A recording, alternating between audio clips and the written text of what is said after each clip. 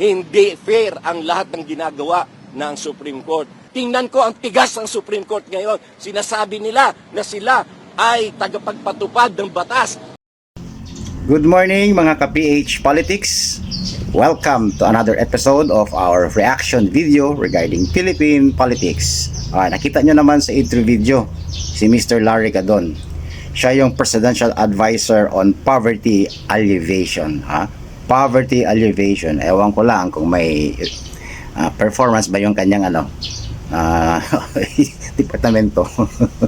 But anyway ang istorya po nito, bumubula po yung bibig ni Larry Gadon, no? Naghain siya ng disbarment case again sa VP Inday Sara, no? Ang nakakaganda lang nito ba, tanong ko, tauhan ba to ni Marcos o baka naman secret ito na tauhan ni Duterte?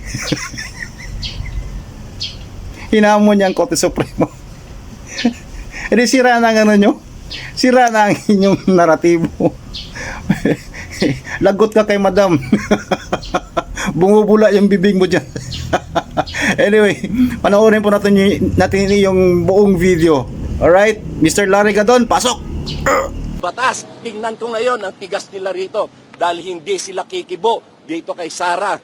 Dahil sila ay anti-Marcos. Nandito ako ngayon sa Supreme Court upang ihain ang isang complaint against Vice President Sara Duterte Carpio dahil doon sa kanyang Zoom press con na kung saan ay pinagmumura niya si Pangulong Bongbong Marcos, si First Lady Lisa Araneta Marcos at si Speaker Martin Romualdez. At doon din ay kanyang sinabi na meron siyang kinausap na inutusan niya na patayin si Pangulong Bongbong Marcos, si Lisa Araneta Marcos at si Martin Romualdez kapag may nangyari sa kanya. Ang ibig sabihin, meron na siyang nabuong plano na ipapatay si Presidente Bongbong Marcos. Ngayon, yan ay dahil siya ay member din ng korte, siya ay isang abogada, ay gusto kong subukan ang pagiging fair at ang pagiging makatarungan ng Supreme Court sapagkat ako na kung saan ay wala naman talagang dahilan para i-disbar, ay dinisbar ako ng Supreme Court. At yung kaso na inihain ni Raisa Robles ay dinismiss ng Department of Justice kasi wala namang ebidensya na ako ay nag-upload ng video, and yet the Supreme Court, dahil anti-Marcos ang Supreme Court, ako ay dinisbar. Sinuspandi pa ako ng 1 year, hindi dinisbar kahit na walang dahilan. Ngayon, eto, si VP Inday Sara, nanuntok siya ng sinuntok niya yung sheriff na nag-i-implement lamang ng order of the court he was performing his duty as a sheriff, pero sinuntok niya, and yet the Supreme Court did not bother to suspend her. At ngayon, papatayin niya yung presidente. Tingnan ko ngayon ang tigas ng Supreme Court.